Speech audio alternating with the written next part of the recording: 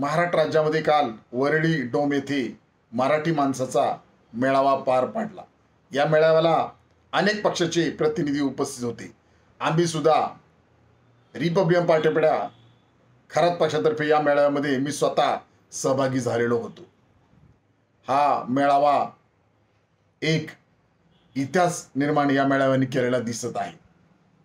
परंतु यामुळे विशेष म्हणजे माननीय एकनाथ शिंदे यांच्या पक्षाला धडकी भरल्याचं स्पष्टपणे दिसत आहे।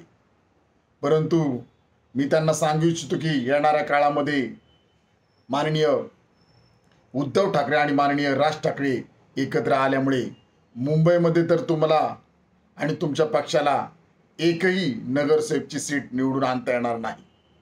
हे या मेळाव्यातून काल गर्दीतूनच दिसून येत आहे।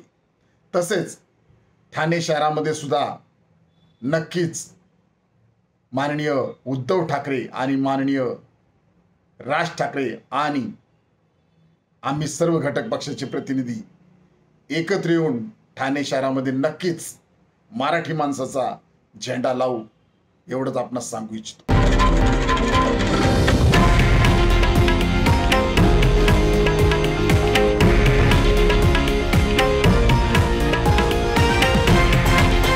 हे आहे देशातील नंबर 1 न्यूज नेटवर्क आणि आपण पाहत आहात TV9 मराठी, एकमेव।